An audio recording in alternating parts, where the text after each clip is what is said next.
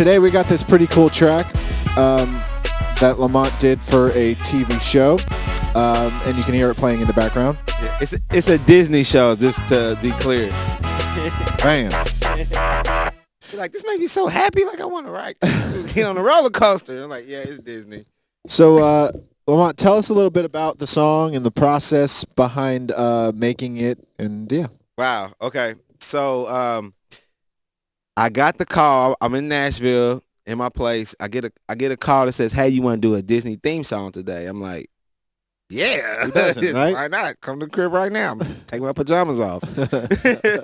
So we get in. We do the record. You know, it wasn't it said hip hop, so that's why they thought of me in Nashville, which I'm very grateful for. And we get to going into it. They said they wanted something that was kind of old school hip hop, but kind of Macklemore like. And I'm like, so I already know old school hip hop is in my DNA. But Macklemore, like, I was like, let me go listen, because I know that don't mean just corny. And I don't mean that as a jab, but I'm just like meaning it as like from an old school hip hop and Macklemore. Yeah, save myself by moving on. Yeah. So I'm listening. I'm like, oh, it's horns, and then da da da. So the track was super easy, but to nail the song, that was actually, I take that back. The track wasn't super easy. The song was interesting because the show is called Coop and Cammy Ask the World. So Coop and Cammy Ask the World comes on Disney Channel tomorrow, by the way. So if you have any nieces and nephews, or you just like watching young stuff, go for it. It's about like a single parent mom. She has these 2 kids, and they have a popular blog, and they ask their blog like what like if they get in trouble, is should I would you rather lose your phone for a month, or or don't eat pizza or something like that? And of course, like, most kids gonna be like, well, I don't know, this is up to you. I would probably choose pizza. Yeah. Over your phone? Well, yeah, because I would just go get another one on the side because I'm a hustler, and I would just hide it. I don't know. As a kid, yeah. Yeah. Well, I was a chubby kid growing up, so I might, say lose the phone for a week and eat the pizza. But hey, that's what I'm saying. To each his own. And that's what makes the show good, because it's different personalities, it's different things. Now, if it was a spanking or a punishment, I'm taking a spanking every time, because it's like, right. That's temporary. Yeah, it's temporary. But a punishment, you can't leave the house. No. At the school dance, man. Yeah. Anyway. Let's get back into the production. So, like, this was the most challenging production that I've ever done, mainly because they kept changing it. And at first it was like, oh, it needs to be like 50 seconds to a minute or something. Then it was like, oh, we need 50 seconds. Then it was like, okay, we love this 50 seconds. This is solid. Can you change the hook? Okay, make it more like this. Boom, we changed the hook. But I think our team is split up. Can you go back to the original hook, which is like, I gave it to you right at first, huh? But then it's funny. You got to go in. We changed that. We went back, and then it's like, okay, it's perfect now. We're like, it's perfect now? Yeah, it's perfect. Okay, great. Start over, right? No. Okay, now take this 50-second perfect and make it a 40-second perfect. Right. But don't change anything. That's when I was like, oh, Lord. You want me to be a wizard? Okay. Yo, so it was so challenging. So what? I paced around the house and stuff and tried to figure it out, and I came with the concept of speed ramps. So, intro is going to be, first half of the intro is a certain speed. The second half is a certain speed. Then it just like it just keeps going, and then it was like I had to find out how to make the speed ramps not feel like speed ramps. So I called a couple of my friends, and I was telling them like, yo, so. You know the saying, if you can cook a frog if you turn it up slow enough. So I'm trying to cook a frog and lose 10 seconds. That's hard. Yeah. So then I start shaving off random things, like instead of the first beat going boom dun dun dun dun dun dun, it was like boom dun dun dun dun, dun, like little pieces of like just taking that butter knife and just making slithers all through, and everything was like, okay, I got 0.2 from that. Okay, I got another 0.2. I need 5 more things, and like we're gonna add this up. Yeah. It was like crazy, man. But we finally, and then so the hardest part, once I got into the speed ramps and got all that right, it was the tail, like dun dun dun, and you need like a little bit of like verb. You needed that verb sharp to make speed. Then it took away from the impact of the ending. and like with TV and film, the endings matter. Like you can't just like do fades or little things. They want like a ding or a cymbal or a Yeah. backflip and stuff. Mm-hmm. So that was tough, but we ended up getting it, and I got my first Disney theme song, and I've wanted that for over 10 years. I've wanted to do anything with Disney for a long time. Yeah. Hannah Montana. That's great, and it's cool that we're touching on this because most people I don't think realize that this is a whole side of the music industry that is accessible to us as creators, right? Yeah. And it's a completely different like mindset. Like when you're going in and producing songs with an artist, you're like, we're trying to catch a vibe, and you're trying to create this piece of music, right? Yeah. This record that's going to be, listened to over and over again. But when you're creating for a show, there's all these boundaries you have to stick in, and then it's like, it could be what the lyrics are going to say. It can be like time constrictions, right? There's all these things that you kind of got to do, but at the end of the day, it's still just making music, and it's a paycheck, and it's really cool to be able to have your stuff with the big, the mouse, right? Yeah, the mouse. That's a good point, because it is like you do have like a new set of rules and this and that. But when you think about it too, like, because I feel like I specialize in artist development.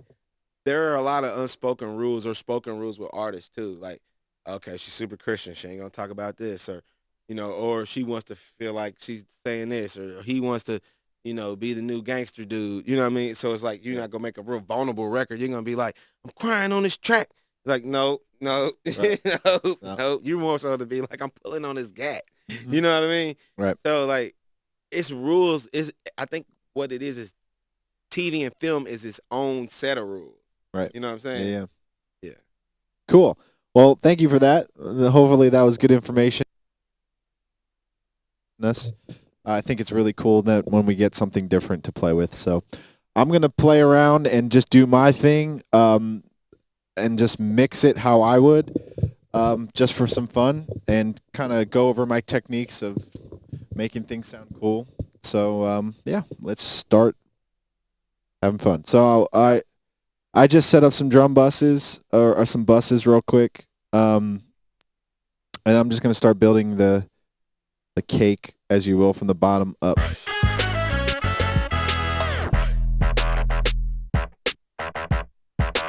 So cool thing about a track that doesn't have a lot of instrumentation in it, you can kind of make things really loud. So I'm going to start with the kick and snare, and you can see he has the kick and snare on one track. So this is kind of a cool thing to show. There's a few things that you can do to address this when you get files that have a kick and a snare or multiple instruments on the same track. It's really common for that to happen and have a kick and snare or a hi-hat or something. But since they're all kind of clean on the kick and snare track, there's a thing in Pro Tools, for those are using Pro Tools, called strip silence. So you can select a piece of the audio here, like the kick and snare, and then I can go to the edit window and hit strip silence, or Command U for you shortcut nerds. And then you can see here these boxes come up around the waveforms, and it allows you to strip them, or if I hit strip here, you can see it takes a in the record or in the track, and then, or if I could say extract, right, that'll leave just this the empty spots, and if I did separate, it will just create trims or edits at those points. So then I could go through, and each one, like you see above, the two tracks above this here that I just did the example on, and I just separated the kick and the snare, so then I could EQ and compress the kick and snare separately. So you can see that. And then I have the snare on that. So that's a way to address that common issue, but it's not really an issue. It's just how they decided to do it. So, all right, cool. So I'm going to shut up and...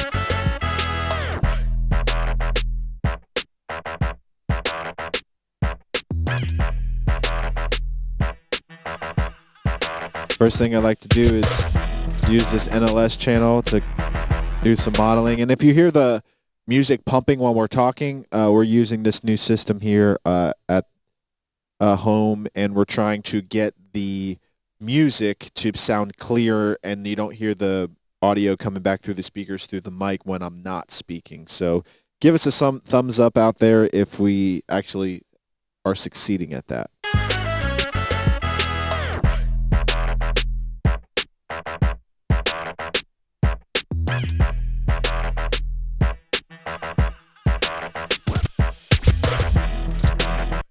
So since that track is, let's see, I can just go ahead and consolidate this real quick so then I'm going to turn this audio down a little bit here. I'm also going to go into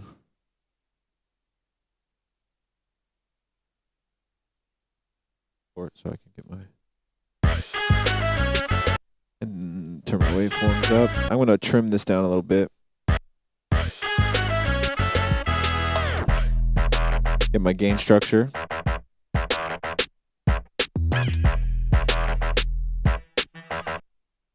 Okay.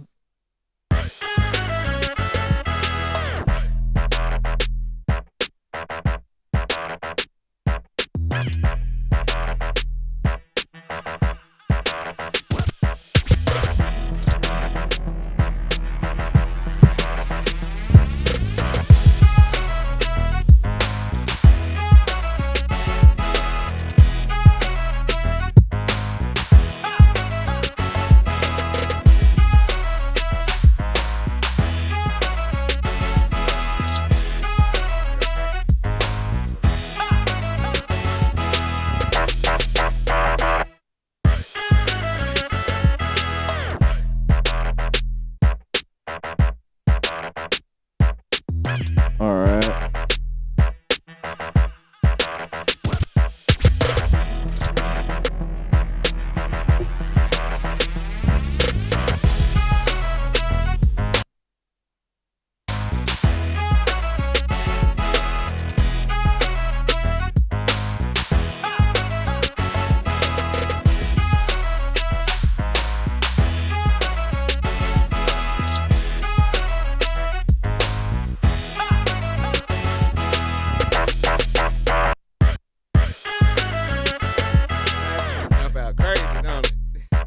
I was like, it's I can't leave it loud.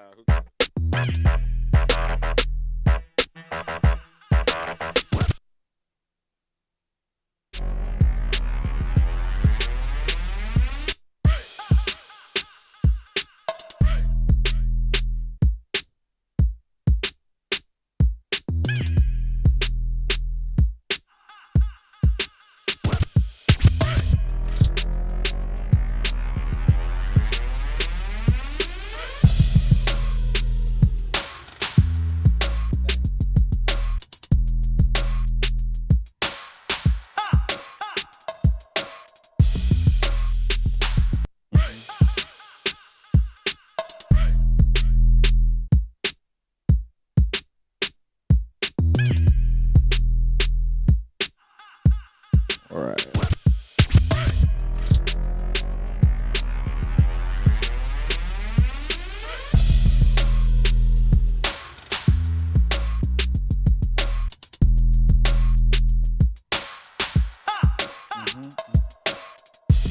Yeah, see, there's a lot of cool stuff going on in there, so we're going to play around with that. That's fun. Who had the week before I had to deliver, man. Well,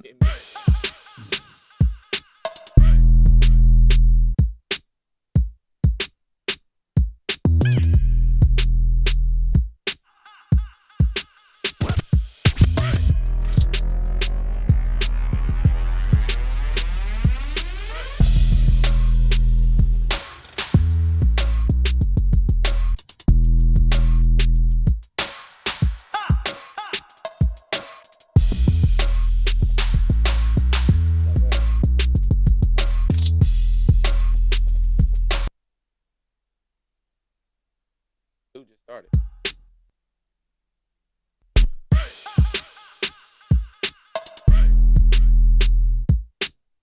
all All right, I'm going to sidechain the kick drum here to the 808 so that they can cut through a little bit with each other. So you about to show everybody how to sidechain in Pro Tools? Yep. Dope. So show them how to do that. So I have my kick. He about to show everybody how to sidechain in Pro Tools.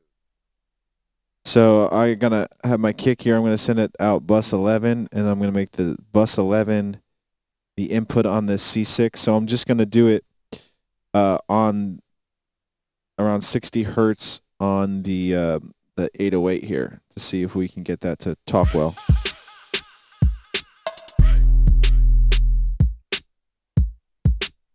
So you can see on the C6, if you activate on the bottom here, you'll see sidechain. It says internal. I'm going to make it external.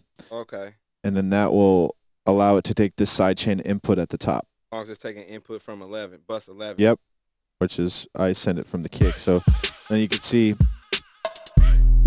it is now activated. So, I mean, right there, you can hear it. Walls are shaking. I love it.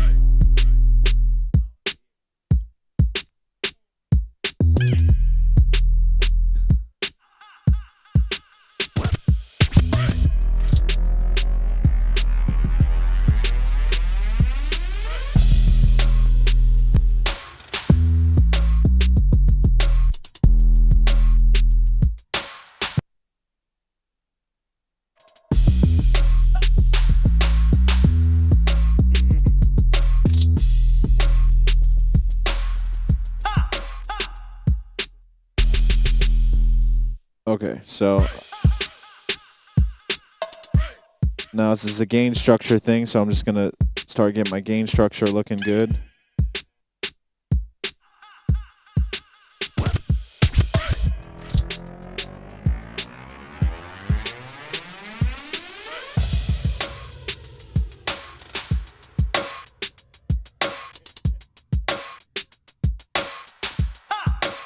So what I might do is I'm going to duplicate this because I want more kick. So I'm going to duplicate the kick here, and I'm going to use this plugin that has a really sharp roll-off. Don't say sausage fattener.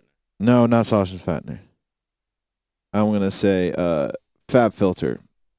Oh, Fab Filter is awesome. Yeah, this is the shit. So I'm going to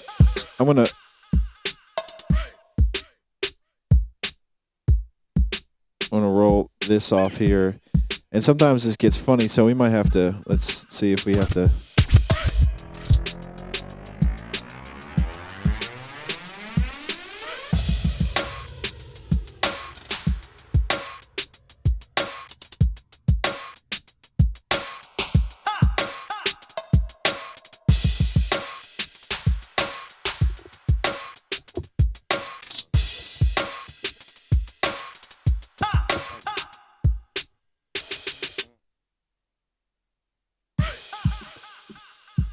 See, then I can just kind of roll this off. Just try to get this kick drum. And then I'm going to send it to... I'll make all my stuff sound better in my face. Oh, well, hopefully next time you need something mixed, you can holler at me and we can do this together, right? For the record, okay, just while we're live, for the record, I said, listen, can I get someone to mix this record since it's approved and it's going to be the next new Disney theme song? They said, no, your mix is approved. And I'm like, done. Oh, man. That's the best words ever. No, it's you cool. just want to hear that. Yeah, no, I didn't actually want to hear that because I was like, I'll pay for my stuff to sound a certain way because it's out forever. Yeah. And, I have like situations like this, and it's like, oh, you know what? I'm honored that people who do business that aren't in the music business think that my rough mixes are good enough. You know what I mean? Yeah. But then it's like, but the reason that mix engineers have a job is because everybody knows they make everything sound better. Right. You Heck know what yeah. I'm saying? Like, Preach. Yeah. Preach. So, learn from this man. I He's wish I was speaking arrogant truth. enough sometimes to be like, yeah, I mix it myself. I do this, but it doesn't matter when you compete with people who probably don't even produce as good as you, but they got a better mixer. Hey, that's really true, right? Hey. You cannot really there's sounds sound so good already nowadays off of Splice and all of this where people are getting it. But people mixing that stuff before it goes. Totally, Yeah. right. So that, if a good mix, that's insane. Yeah, good mix is a good mix. But at the end of the day, as a mix engineer, I want to hear that sounds good the first time I send it to him, right? Yeah, but it doesn't work. I know, totally. It's but personal preference though. Like it does sound good the first way you send it, but right. they might have wanted to hear, oh, this line I say this is my favorite line because it remind me like when I was courageous as a child when I was 7. I need to hear that's that too more. low. Right. Turn up, put some reverb and put some Right. effects on it because I want to feel special within myself for this. The listener don't care. And half the time they're intoxicated or they on the drive. They about to skip you anyway. It don't matter for all that, but that's the business. Yeah. The first one with something extremely wrong, like a vocal super loud or that snare hit like real stupid loud right in the middle of the song or something. So that's the one thing they focus on. And then you have the one that you wanted to send them anyway. Send them next. Oh yeah, I can't believe I got that one. Good. That is right? so good. And then you send them, they're like, oh yeah, it sounds great now because all they could hear was the real thing, right? So good. I learned something similar to that. That's so good. I'm gonna be like, send me the then it makes you really want to sing, man. Yeah, but, yeah, exactly. But I do something similar with tracks. Like if I have a track or a song and I know like this is the one you're supposed to do, or this is the one I really think that this artist should do, I do not play that one first. I'll play like 2 or 3 and just put it in there. So it's like if it's like from like spades or cards perspective, it's like I throw a bunch of 2s in and then I put a queen or a joker in. Right. And be like, okay, boom. And they always just gravitate towards the top 2 that I feel like they're supposed to do anyway. Right. That's good. It's similar. It's similar. And I had the debate just to touch on that. Like when you send people tracks, right? They're like, always put your best song first. I'm like, I don't know if I want to put that one first, True. I want to get to song like 2 or 3 and then because they're always going to be like, I don't know on the first 1 or 2, you know? And it goes, it's a little bit of like, well, you don't think you're good enough to hear the right thing the first time? Yeah. You think you got to work harder? You think you got to be here for 2 hours, shuffling through tracks, grabbing a piece of this hook, a piece of this snare, a piece of a belch from over here, and mix it all together, and now you got to hit, like, why can't it just be given to you? Right. Like, you're good enough for that. Yep. Preach. Well, come on. We all deal with it. All right, let's go. I'm going to stop you mixing. This is fun. All right. Let's see. All right. I'm going to put this over here. That's right. So I got my kick here, and then I'm going to...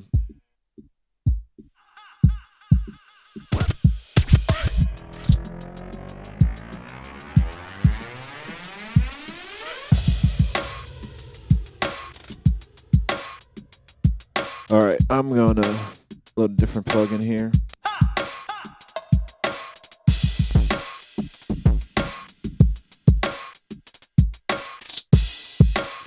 So now I got some punch going.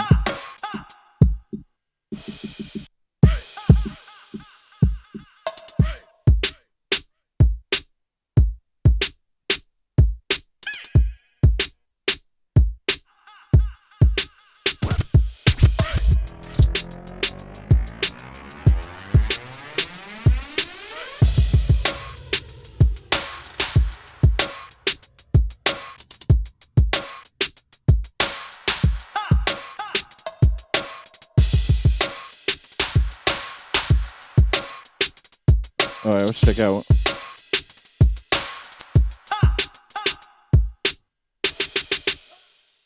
Okay.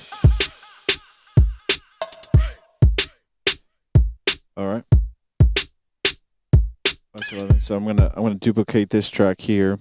So I'm gonna send both kicks to a new bus. Now that we got this going, so I'm gonna go all these.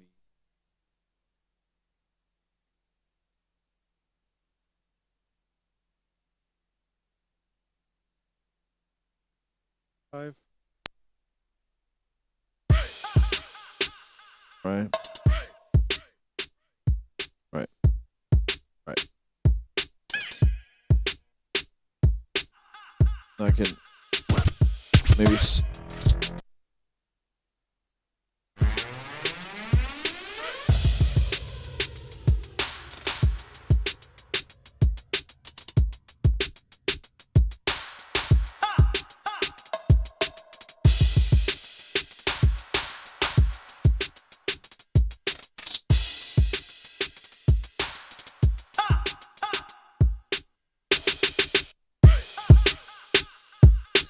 I'm going to actually trim these back a little bit. So I'm going to group them. What you trimming back? I'm going to turn the levels down to the bus itself. So I don't get just gain structure, so I can get these to hit right on this bus and keep this at 0. And then I'm going to...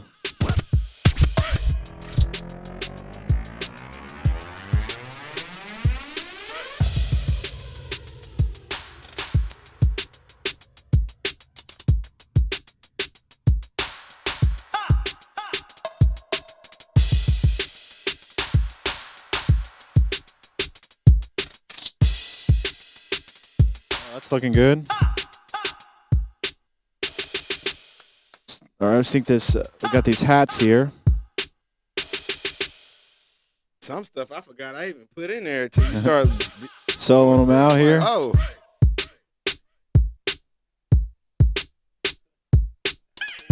Yeah, I'm like, who did that? Me?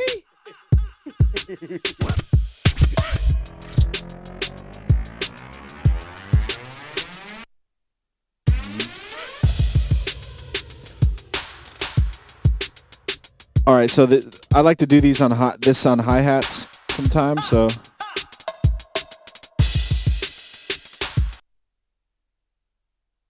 all right, so we got this hi-hat part, right? I'm gonna use this plugin by Waves called Brower Motion, which is really cool.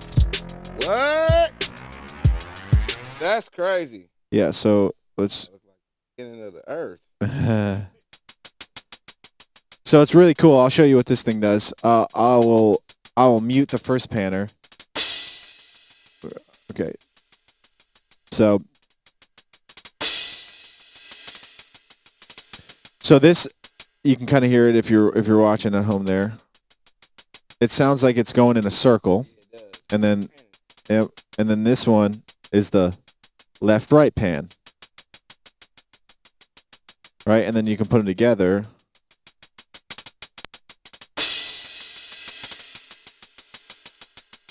Dude. So it's really it's so like dimensional. Dimensional, exactly. So in headphones, this is really power. It's you can hear it more versus it being in speakers. I would not want to hear this in the headphones. I would be on the subway, listening to this hi-hat pan and circle around and go left to right for like. I probably miss my stop. Brower motion. Brower motion. Waves.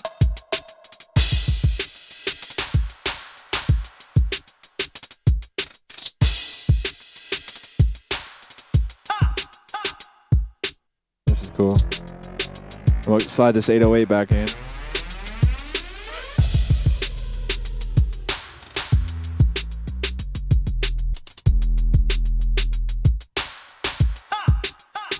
I'm actually going to make this go out 3 and 4 here. What's that? The 808. So I don't. You can't make my 808s louder. They're loud. Nobody can make them louder. I'm going to make it go out its own. Or it doesn't hit the compressor that I have with my other drums. Yeah, it needs its own freedom. It needs its freedom to ride there. So I'm going to send out 37 and 38. I'm going to duplicate this here, and I'm going to make this 37 and 38. Do you think crunching 808s makes them pronounce more through iPhones? Yeah, if you distort them in the mid-range. But I like to do it with like 2 different ways. So there's 2 different mindsets, I guess. I like to cut pretty much everything above 100. So I'm going to see if it depends on the 808 too. So cut everything above 100? To get so I'm going to do it. It's basically in parallel in a way. So okay. So if it hits high notes, if it's like then you're right. Yeah. You missed the higher octave, correct. So let's see if we can so this is it's hard to hear it on so I like to cut everything below 30 hertz, and then now this is just the rule of thumb, this is not always, so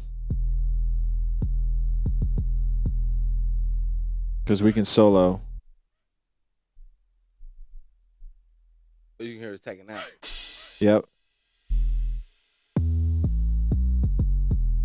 So then I would do this in more of the production stage and then layer this. So I'm going to see if I can I feel you on that. kind of experiment. But like, if I just wanted the sub frequencies, this is the information that the sub will see. But now you see that we're missing 150.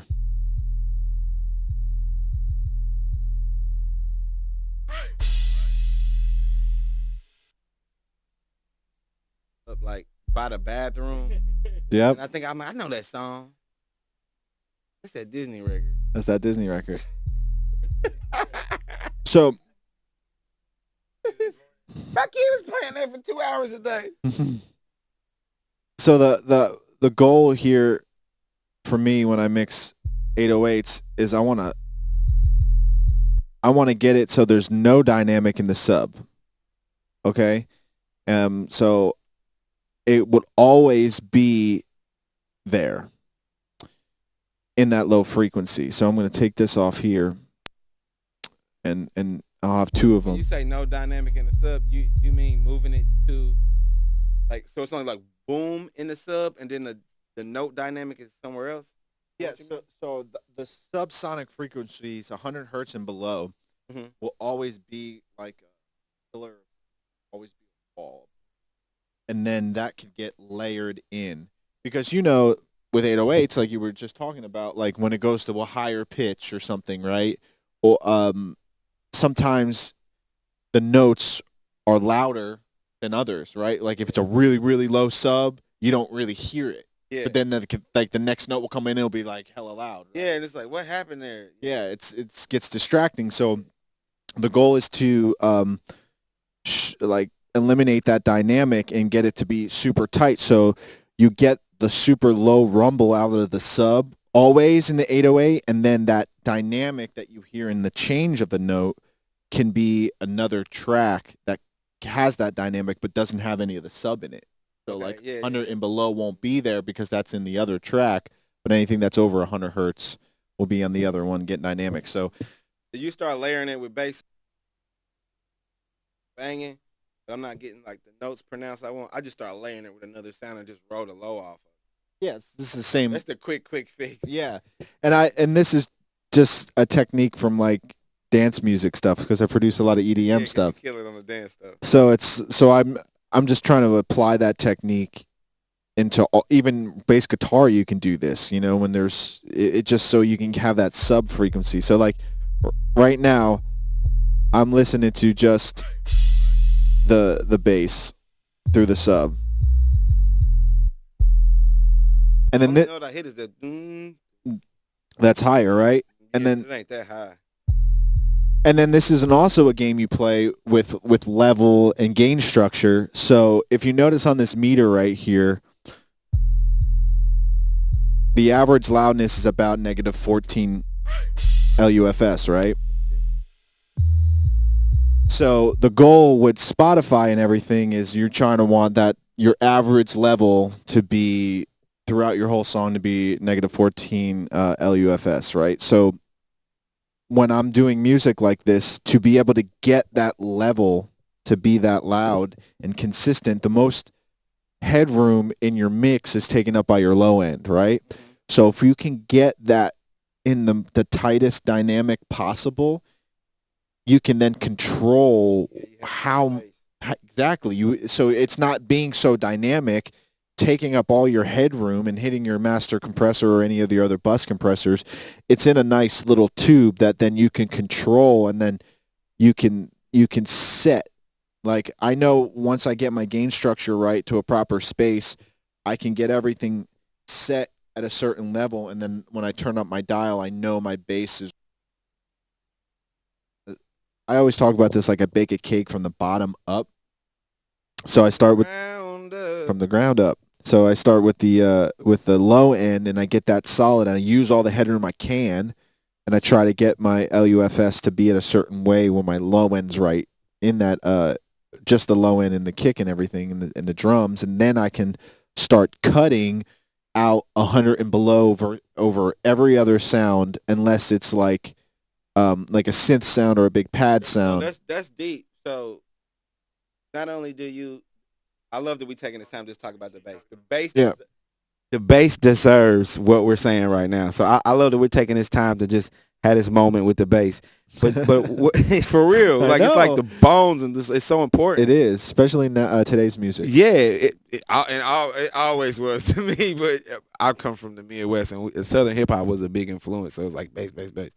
But not only are you saying that you take time to give basses space, you're also saying you will go to visit other instruments and make sure that it, even if it ain't even playing in that range, you would take it out. Because like certain synths need to hit that, they need to have low tone too. Right, totally. And you don't want to cut it out always, but like just like you said, like even hi-hats and stuff, like you'll be amazed if you get it on big monitors and you didn't roll off under like 200 hertz or something, and then you play it on big speakers. You'll just, if you sold a hi-hat, you would probably hear because it just noise down there. It was hitting. It was in the it could have been the noise in the drum machine that it was sampled from, you know what I mean? Yeah. Even though that there's no information of there, the machine was producing a 60 hertz tone, but you didn't hear it, and then you're wondering why your track's so muddy. It's because you have all this little tiny low end over a bunch of things that just adds up. Crazy. Now see, I love that you told me that, but then I hate it. I feel like I'm gonna spend an extra hour on my mixes being like, let me make sure that when I sample this, it didn't have no. That's not your job though.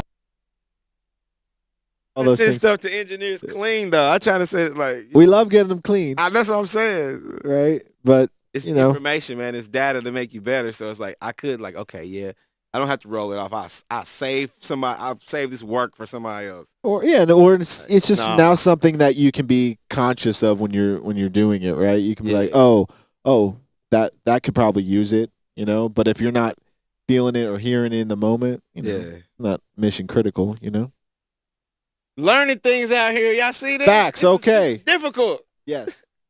I got presets. Hold on. With that being said.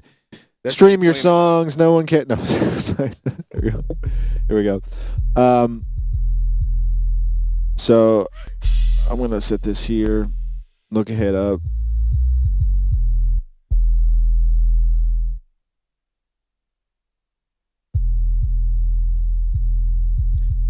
I'm gonna use this limiter to my advantage here, and then I'm gonna turn this down. Okay, see, that got a little hot. All right. So now I'm going to start trimming some of this. Maybe I'll use a dynamic EQ here called F6. Let's see. So we can see we got a huge bump right in our low end, of course, because this is what we're working on. So... and then I can just compress 40 hertz a little bit. Okay, another fun fact. Certain frequencies, or all frequencies, have a wavelength to them that are defined by a certain amount of time between the peaks and the troughs, and those are defined in milliseconds. So we know a 20 hertz waveform has a wave cycle of about 50 milliseconds, right? What can you do with that information? So you'll know if you want to create more punch on something, right? If you want the full audio spectrum to pass through, meaning 20 hertz to 20,000 hertz, that means if you set your attack on your compressor to be 50 milliseconds, you're allowing a 20 hertz waveform to go through a full cycle, right? So you won't be activating, or that's the first point in which that compressor will act in or engage, is after a full cycle of a 20 hertz waveform. So if you do this with other frequencies, so for example, we have a 40 hertz sine wave here that needs to be dynamically controlled. So 20 hertz is 50 milliseconds, so 40 hertz is going to be 25 milliseconds. So then we know that if we set our attack on our compressor at 25 milliseconds, it's going to be catching 40 hertz, right? So let's see if we can demonstrate that and you can audibly hear what this is doing. So this is 50 hertz. That's deep. Or I'm sorry, 50 milliseconds. So you can hear it, right? You can hear the punch come through, and then the compressor hits at 50 milliseconds and at 40 hertz. Let's see if you guys can hear that.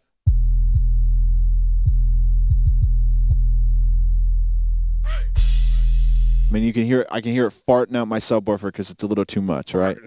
For real. So now, if I can drop this down to 25.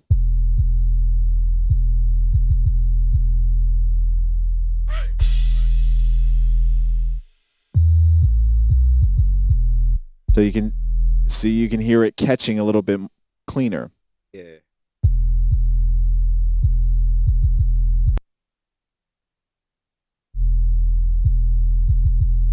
So you can experiment with those techniques. So if you want to learn how to dynamically control certain frequency ranges with a powerful tool like a dynamic EQ or a multi-band dynamics processor, these are kind of techniques you can use. So even 80 hertz is going to be 12.5 milliseconds. So, and this is why if you hear 9 milliseconds, 13 milliseconds on compressors and stuff like that to get like punch, this is why, because like the punch of a kick in a rock song, right, is around 80 hertz to 100 hertz. So then if you set your attack of your compressor around 13 milliseconds, you're going to let part of that transient come through, which is the click, and then it's going to grab the meat of the kick. So then you can dynamically control that a little bit and turn it up and make it louder.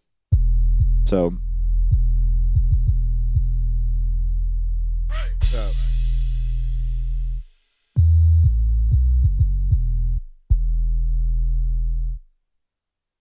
now we have a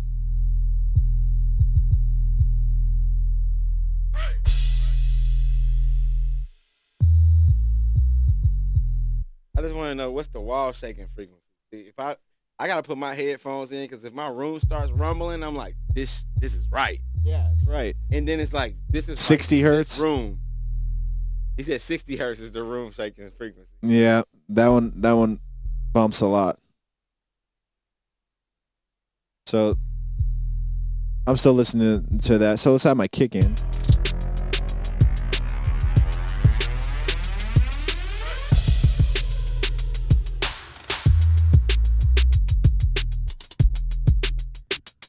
That's the sub part. Too much. Never too much bass. But now I'm levering it out. So, like I'm saying, I'm literally monitoring just through my subwoofer right now, so I can hear what the low end is doing with each other. So I got the punch of the kick. So now I can go back to my kick drum a little bit and take.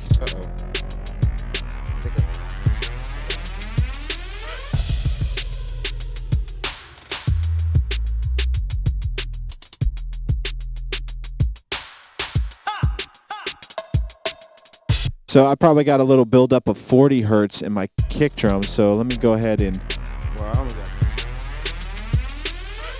cut a little bit of that out there.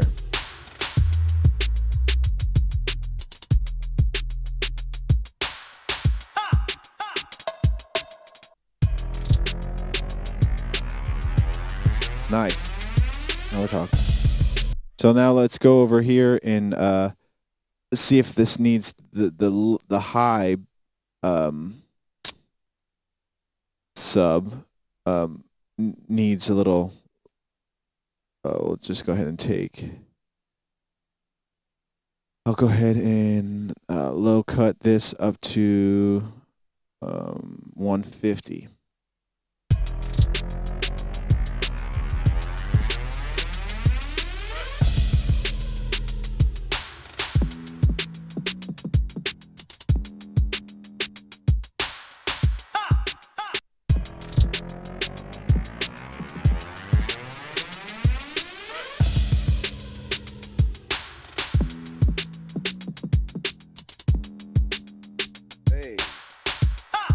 So then we get the top of the sub, right?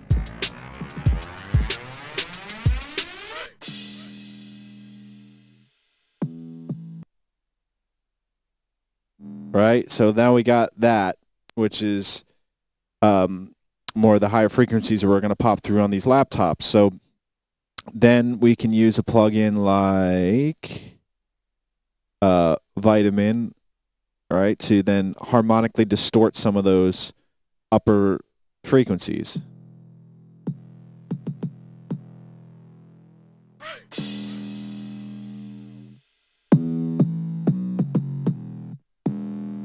Right? Heck yeah, sounds like that more than the whole 808. badass. Lightly. So then we can blend these together. So then again, you can use dynamics to control this. So I'll just use an L1 real quick. L3. It's a good one. So you can kind of set a ceiling here. And then I can take the low end,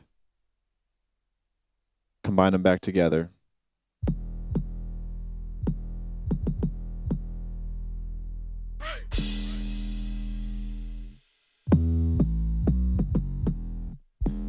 We just got to check and see low latency monitoring's on so we can get everything to talk together.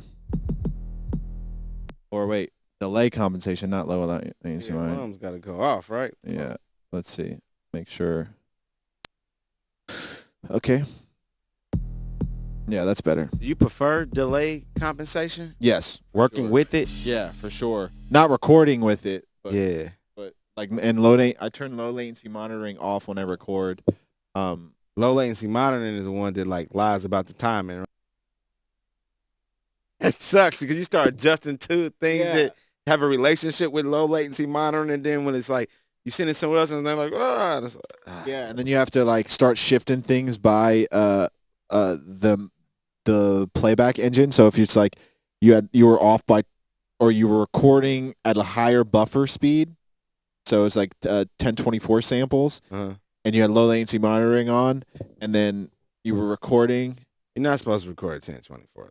No, you're supposed to record as way too high. Yeah, low as possible, but then sometimes your computer can't handle it, depending on how you have your system set up. So then you'd have to go back and shift everything you record back 1024 samples to the left. Yeah, and that's what delay compensation is supposed to do. But when you do it, when you record funny, then it's kind of hard to fix those things. But we're gonna plug home right here for the killer system we have here. So we have this thing called SoundGrid, which is all Cat6 interfaced, and you can route everything through it. So right now, I'm doing this whole stream and mixing everything through a single Cat6 cable on my computer. So no Apollo, no DigiDesign. I'm using an Ethernet cable that's going into a central grid right here called SoundGrid. And that's what on this machine is what this is here. This is the SoundGrid mixer. So we got both of our microphones, and then we have my computer is playback. So that's cool, man. Right? But this is the cool part is that there's zero latency because the LV1 mixer in SoundGrid has its own server. So it's processing all the audio fully independent from Pro Tools. So I can monitor directly from the mics and have Pro Tools going through that mix. I mute the tracks within Pro Tools. So you're not hearing the playback of the tracks through Pro Tools in that delay. You're hearing the direct signal, and you can do things that you usually can't do with a normal setup. Cat6. Come on.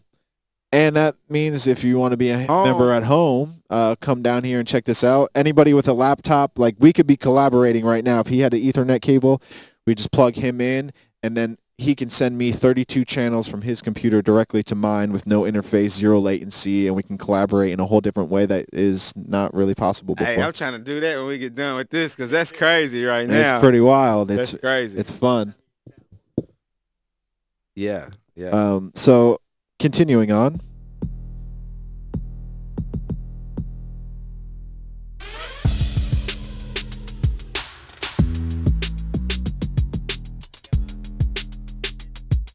Cool.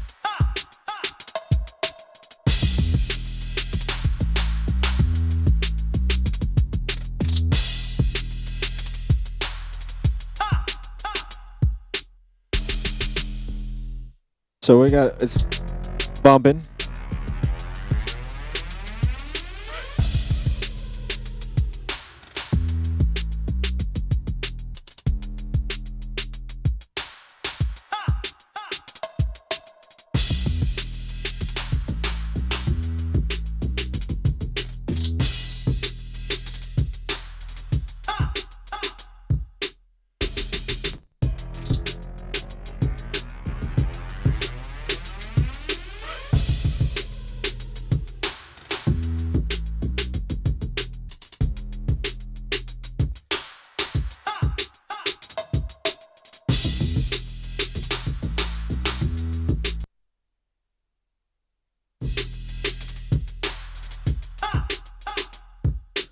I'm gonna put a little EQ on my master here.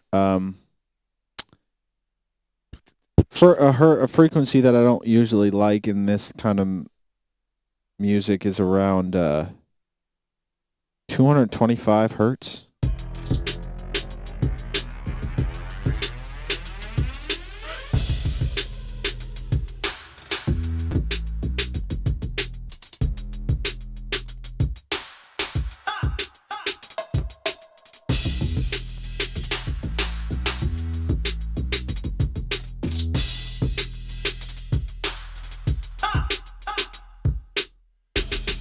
Cool.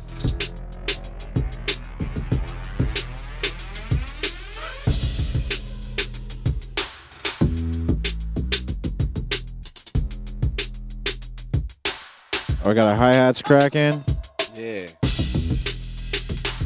There we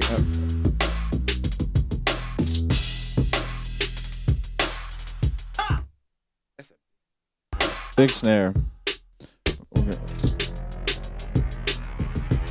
I got that from Zed. Good one. The middle. Yep. That's the middle snare. You recognize it? I know where he got it from. Where he get it from? Spliced. I think it's got R and E. That guy's dope. I don't even use Splice. Pretty good. I know, but I don't want to sound like everybody else. Preach. That's my thing. It's just easy to go and find like anything. Like like not just like there's the hot packs that everyone gets, right? But then if it's like I was looking for like a country swing beat, like just because like a temporary like placeholder. Yeah, right. placeholder. Yeah. And then I was just like country beat, and like right shuffle, there. and then there's like a bunch of like perfect. That's all I needed. Yeah, I understand the strengths. It's just at this point, it's like I feel like you can get lost in the shuffle, whatever, just because it's great quality right here for whatever a month. So if I go to a meeting and I press play, and like I've used some samples from there that some of my friends like I got this from. I'm like, yo, that's so good. I was like, just give me that, man. You know what I mean? Because I'm like a rebel. I'm like, I like that, and I created a song to it that this is a hit. But I've been in meetings and I met people and they would play their song, and it's the same loop. Heck yeah, man. In the same. I've had that happen too. So I'm like, oh, okay. So then I realized I'm like, yo, I can't even like little great stuff like that. You know what I mean? Yeah. Like placeholder stuff, cool, but I can't be like, oh, Lamont came in here and played 8 splice loops. You know what I mean? Like no, preach. I just preach. Can't do that. I can't allow that to.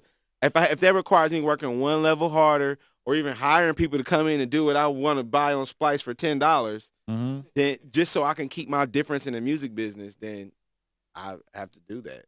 That's why I feel today. Do you see what a real guy in the industry is talking about? This is what I'm always preaching. It's because, as being original and like really coming up with your own stuff and not like just doing the easy way out and making it, Just I mean, just because you can, I mean, just because you can download a pack and like make a song out of it, you never want to like be, oh, I know where you got that sample from. To a certain degree, like at the same time, it's like it's almost like a race to whoever gets it out first, because yeah. you know what I mean? Because the average listener at the end of the day is gonna have no fucking idea Yeah. where this comes from. Yeah, We were they just don't talking care. about like the executives; they don't give a shit like where you came up with that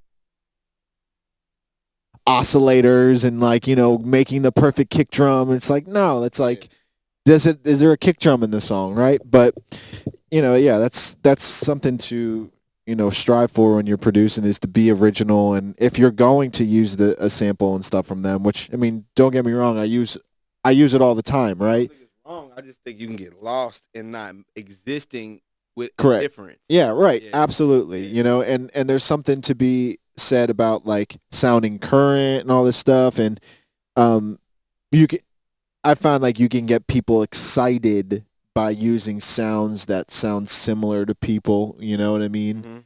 And then and still bring your creative, your musicality to it, because I can use the same song or the same loop or whatever, and just because of my mixing ability can make it sound completely different and bang way harder than, most people can. So that's, for me, that's been my calling card, is, when I press play, just immediately it's just, that much more of a dramatic difference in, like sound quality, right? So find your voice in what you're going to do, but at the same time, find that obscure pack that no one's using and make that cool, Yeah. So look at that, preaching cool stuff today. Boom. Message. Okay, so where are we at?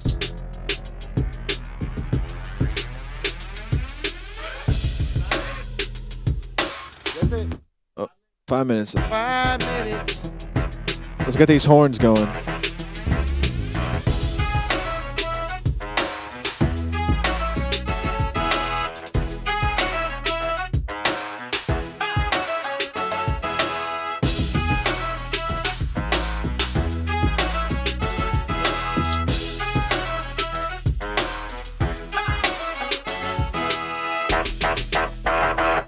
Okay. Compression on the horn section here. I'm going to show, I don't know if you know this one, Lamont, but this is a little EDM trick. It's a free plugin out there. Go get yourself this one. It's called the Dimension Expander. This is like by far my favorite plugin, because it just makes everything sound more better. If anyone, okay, never mind. That's that. It's online. Stop the live, everybody. It's a secret. It's a secret. So let's see. So Dimension Expander. Okay. Okay. Without it? Wait, where we at? Wait, without it. Where's my horns? Okay, there we are. Ready?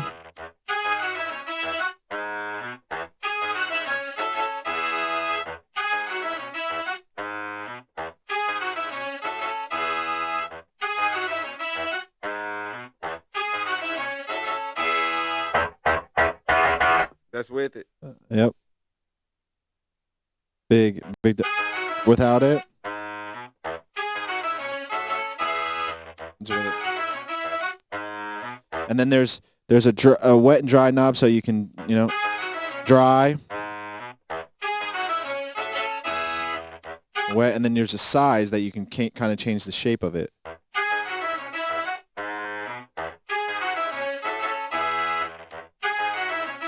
And then without it.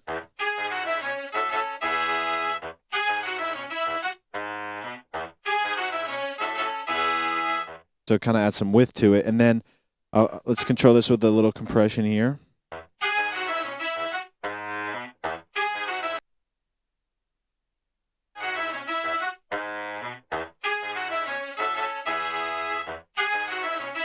Maybe a fast attack.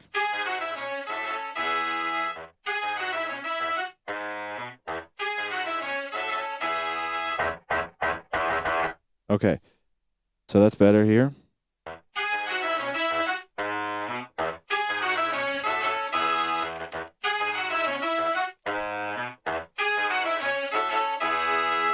Maybe take a little 1.2K out. Sorry, 2.1K.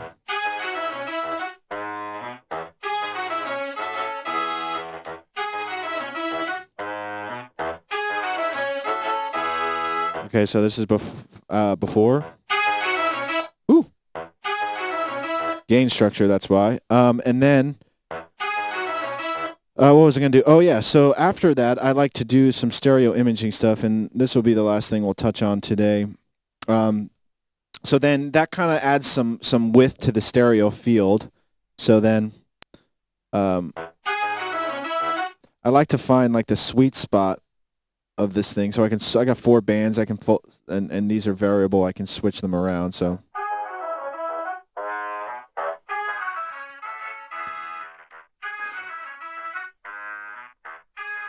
I like to find a spot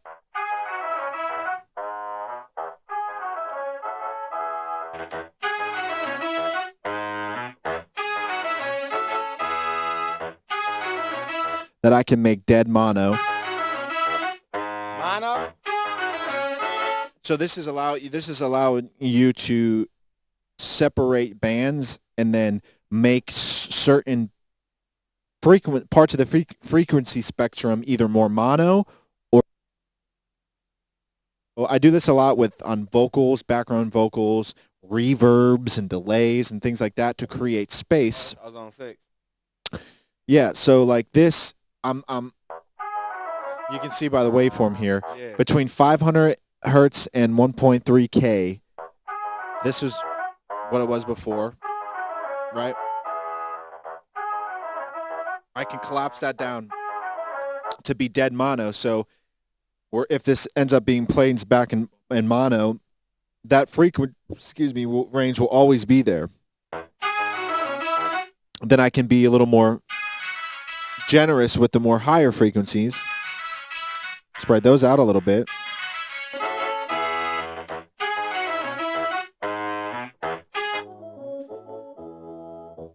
And I can take below that, maybe make that a little mono or spread it out.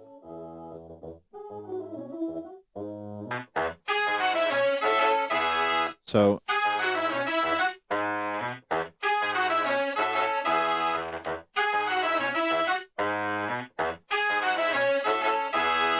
sick. So let's see what we got.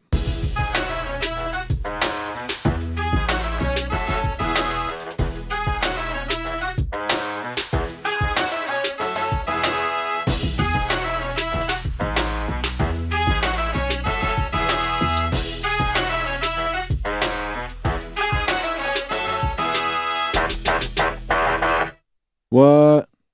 Got a minute left. Okay.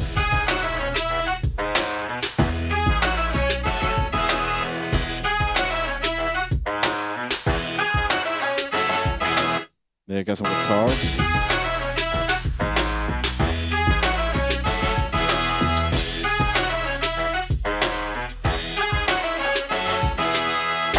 So this is a good example, right? So you can take then the guitars, right? And let's put these back, and then we'll listen to the horn, and then we'll listen to the guitar. All right. Oop, wrong one. So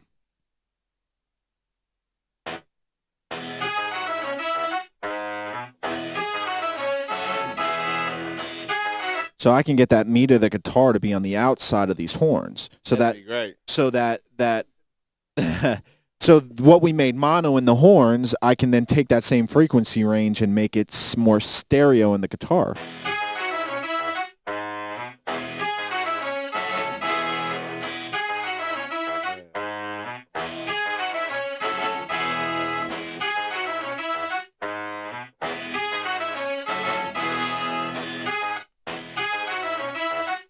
And then we can take, That's crazy. That's the kind of stuff I like think about, and I know I want to do it, but I'm So now we can beef up the guitars a little bit. I know I'm just having too much fun here. So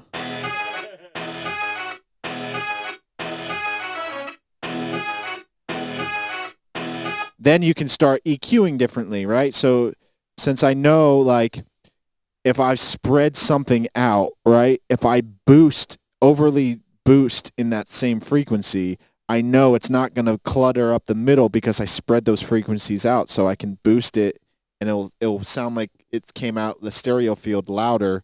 It's because we're using the stereo image plugin to separate things.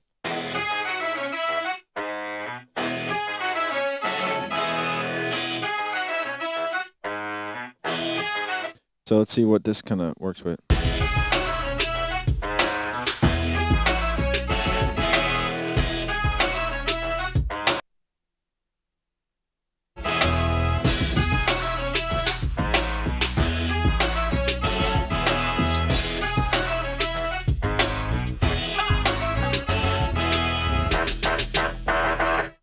Come on.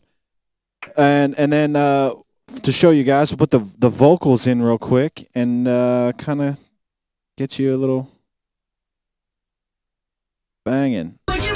Whoa, vocals. See what happens when you don't touch the vocals the whole session? So let's change this gain structure. But this kind of goes to what I said in like previous mixes. You pick and choose the most important elements that you want in your song, and then you kind of work on those. You know, there's two different thoughts of that. Everyone says, some people say, put everything in at one time and never solo anything. I mean, I get what they mean by that, but at the same time, it's like...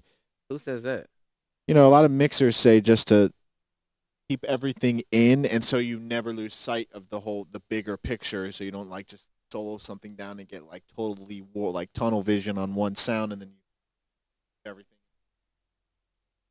The whole song is thrown off, right? You spent an hour EQing that kick drum, but it didn't do anything to add to the song, right? Yeah.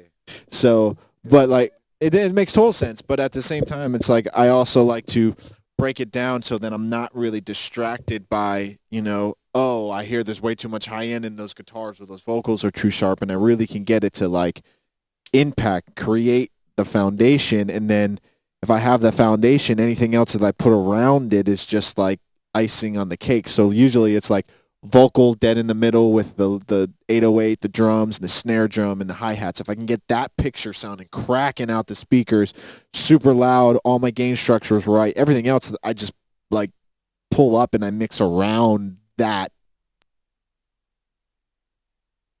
Oops, sorry. No, I'm just saying it's about the feeling too. Like sometimes like people, I feel like I've worked with some mixers and they didn't really live with the demo. Mm-hmm. You know what I mean? Yeah. I feel like they was like, okay, I hear it. No, it's not good. I can make it more dynamic, but it's like, do you know how good this feels? Right. If you just feel in the music. Totally. It sounds like other people. And then they send me like mixes that's just like, oh my God, like you didn't like listen to this. Right. You just kind of just went your own way. Yeah. Change the relationship and the feelings. Like, you know what I'm saying? Absolutely. Yeah. So it's like, it's a delicate balance. So like you want to stay as close to the original or the demo is because that's the one they've been listening to for 6 months, you know, 5 times a day. I hate the demo. Right, yeah, and it's like just do your thing, right? But if it's like we like the demo, we just know it can be better, then it's like I'll just either ask for stems that way or let me have the session of how you did it, so then if I know that's what you want and there's just some issues that I need to address to get that feeling clearer, then I'll do that. And I always put the rough mix in, and I'm always like, I try to get everything set to make it sound as close to that as possible. And then go. Right? A lot of people do that. Yeah. The best people I work with kind of do that. You want to match that. Even if I don't use what they did, I'm going to make sure that mine sounds at least like 5% close to that. Like if I A-B of them and I'm like, oh, mine might sound a little brighter, you know, but the balance of everything is going to be the same. And then from there, it's like, okay, how do we make it a little better? So let's play this with the vocal. I'll adjust it as it goes. And a month. Share your diary with the world or have to eat it for your lunch. Sing out a tune to your friends or trip and fall into your crush. Shave your head, paint it red, or use your dog's toothbrush. We need a little Q&A. Come on, rub heads, play along. Would you rather do this? Would you rather do this? Would you rather do that? Would you rather do that? Don't matter what we do, we're doing it with you. I'd rather do that. Ask the world. Do this. Or would you rather just dance? Or would you rather just dance? No matter what we do, we're doing it with you. I'd rather do that. Ask the world. Would you rather do that? That's killer. Thank you, man. That's so cool. Yo, I gotta bring you a mix. Come on, please bring me a mix, friend. Please. Come on, bro. We hungry out here, man. We hungry for some good music and some good producers to work with. Come on, brother. I know we'd do something crazy. Yeah, for sure. So, bro, thank you so much for being a part of this. I really do. Do plugins. Come on. Philosophy. I'm ready to go. Yes. To make awesome. something right now. That's what we're here at home. That's what we're trying to do. We're trying to, spread the love and spread techniques and just work on some cool music. So thank you so much. Falcone here from Helping Our Music Evolve in East Nashville, Tennessee. Tune in next week where we'll have another song to mix. So have a good weekend. Drive safe and peace. Turn up. Turn up. Would you rather lose your phone or give up pizza for a month? Share your diary with the world or have to eat it for your lunch. Sing a tune to your friends or trip and fall into your crush. So I know we're probably not on the stream anymore, but Looks like we are. yeah, that's the delay. But see, so I would go...